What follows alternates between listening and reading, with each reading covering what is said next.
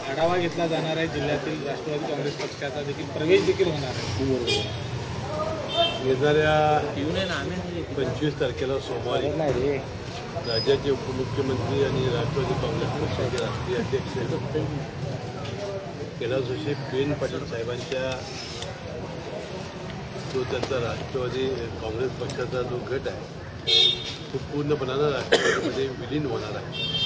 त्या प्रवेशासाठी ते येणार आहे आणि या प्रवेशामुळे राष्ट्रवादी काँग्रेस पक्षाला आमच्या जिल्ह्यातल्या फार मोठं बळ मिळणार आहे, किंवा हत्तीचं बळ मिळणार आहे सगळं।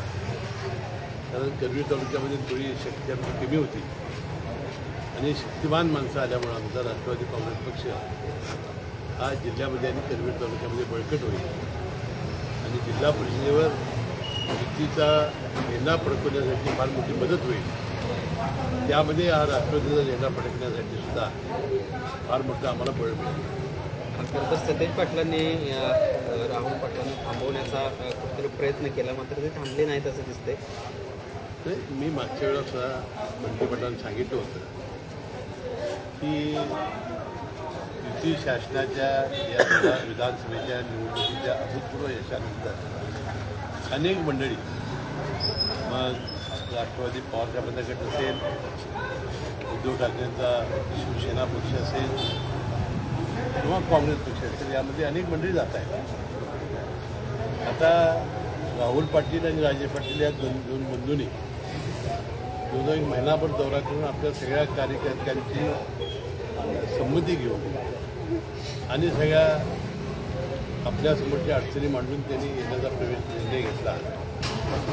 बंटी पाटील हळू होण्याची आवश्यकता आहे, कारण आता अनेक माजी आमदार संग्राम कुस्ते असतील,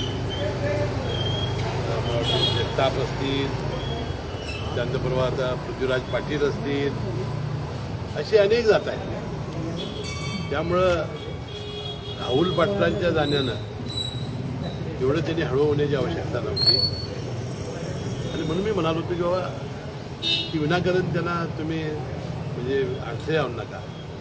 त्यांनी आपला भवितव्याचा विचार करून ते निर्णय घेत आहेत आणि तो योग्य निर्णय असेल। त्यांना आपण सगळ्यांनी आशीर्वाद देऊया।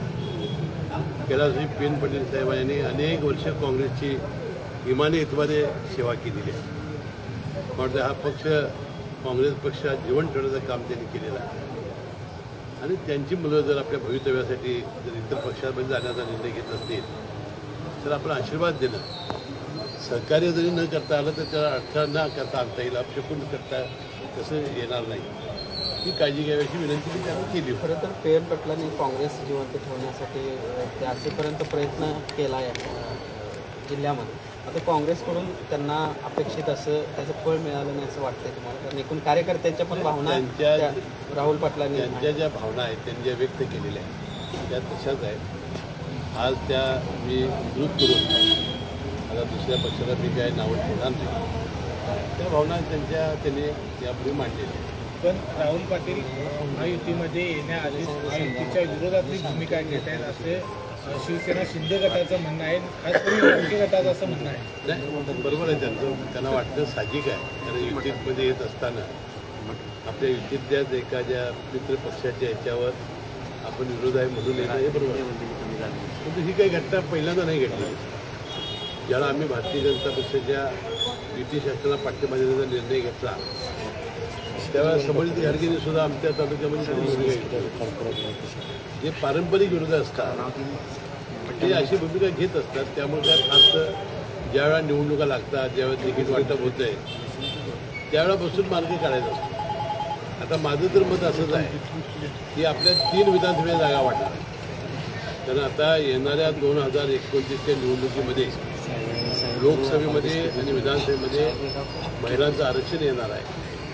2026पासून आता याची पुनर्रचना चालू होणार आहे।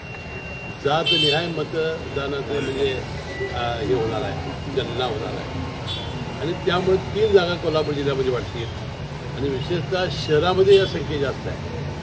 तर कदाचित चंद्रदीप नरके आणि राहुल पाटील हे एकमेकांचे मित्रही होतील त्यावेळेला, 2 वेगवेगळे मतदारसंघ झाले तर आज त्यावर भाष्य करणं काही योग्य नाही।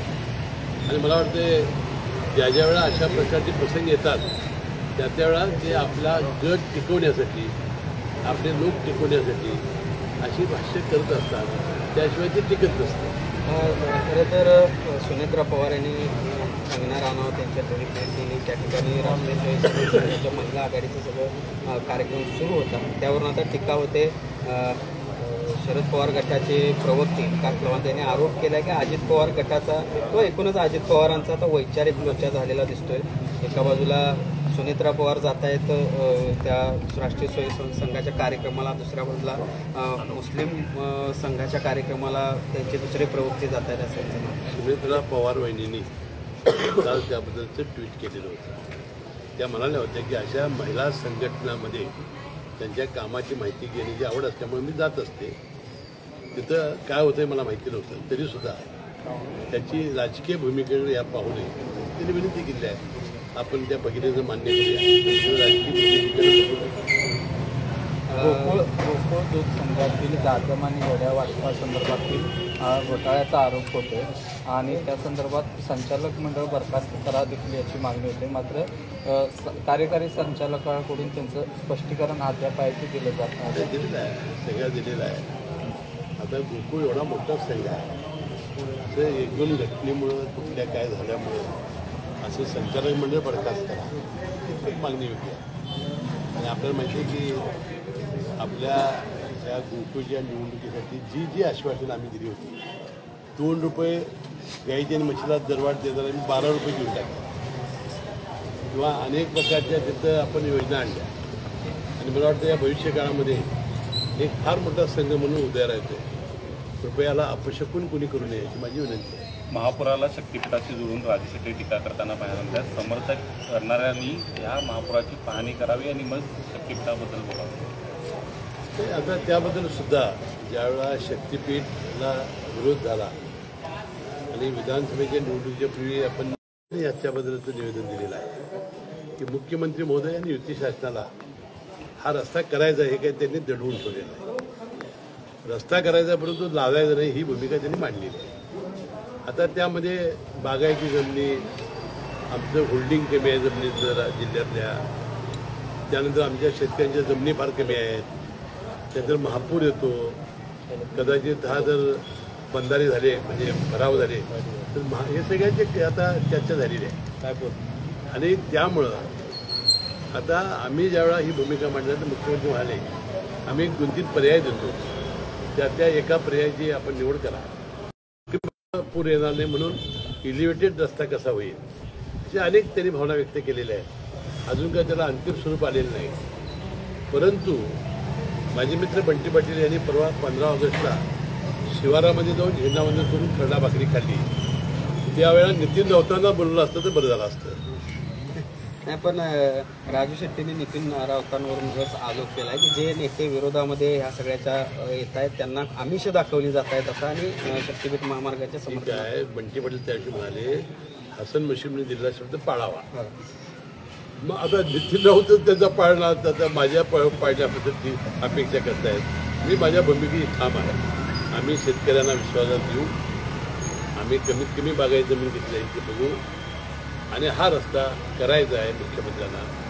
मी त्यांनी काही दडवून ठेवलेलं नाही, म्हणजे असं काय तर लादणार नाही भूमिका घेतलेली आहे. माझा आमचा विश्वास मुख्यमंत्र्यांच्यावर आहे. मोहित पवार अजूनही सरकारच्या विरोधामध्ये आक्रमक दिसत आहेत. आता कोकाटेंच्या नंतर संजय शिरसाट यांच्याकडे मोर्चा वळवले तर सिडकोच्या 12 एकर जमिनीवरून चर्चेला येण्याचं आव्हान रोहित पवार यांनी.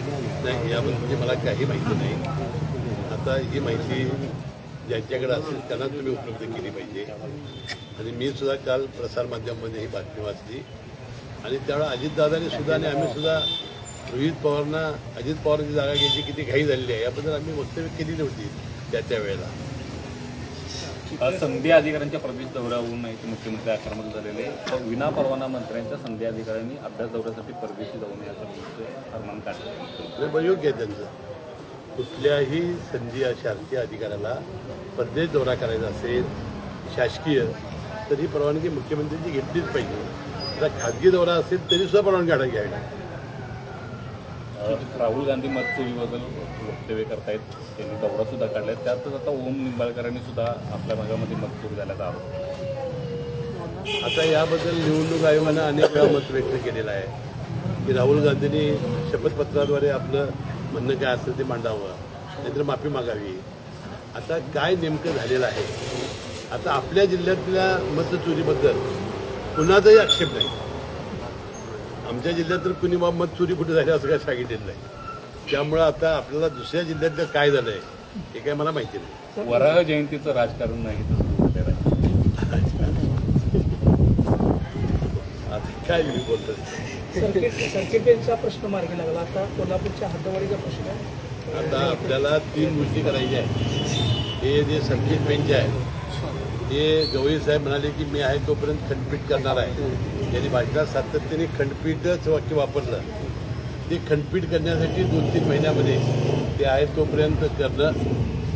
जी आता नवीन जमीन आपण शेंडापार्कची घेतलेली आहे त्याचं नवीन इमारत सुरू करणं, या गोष्टी तर आपल्याला कराव्या लागतीलच.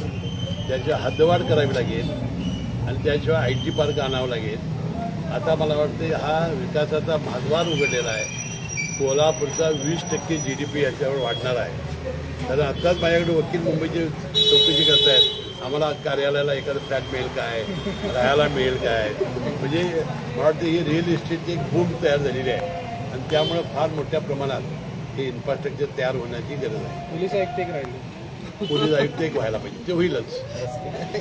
पोलीस रस्त्याबद्दल थोडीशी मुख्यमंत्री महोदय आणि एकनाथ शिंदे साहेबांना भेटून आता पावसाळा झाल्याबरोबर जास्तीत जास्त निधी आणण्याचा प्रयत्न आम्ही करणार आहोत. न्यायालयाने जी टिप्पणी केलेली आहे खड्ड्यांच्या रस्त्यासाठी महामार्गावरतीचे तो जे केलेला आहे तो महामार्गाच्या ते त्यांनी केले आहे त्याबद्दल त्यांचं म्हणणं आहे जर खड्डे चांगले असतील तर ही भूमिका रास्त आहे. मला वाटतं त्याची अंमलबजावणी शासन करेल. सर, दुसरा एक प्रश्न म्हणजे ऑनलाईन गेमिंगच्या संदर्भामध्ये आज आता केंद्र सरकार त्याला अधिकृत मान्यता देण्याच्या विचारामध्ये ते एका बाजूला बघतोय आपण त्या ऑनलाईन गेमिंगच्या नादात मुलं किंवा युवक काय कायदा मी काय बघितलेच नाही, समजावूनही घेतलेच नाही. त्याच्या अधिक वाचन त्यांना उचित होणार. थँक्यू.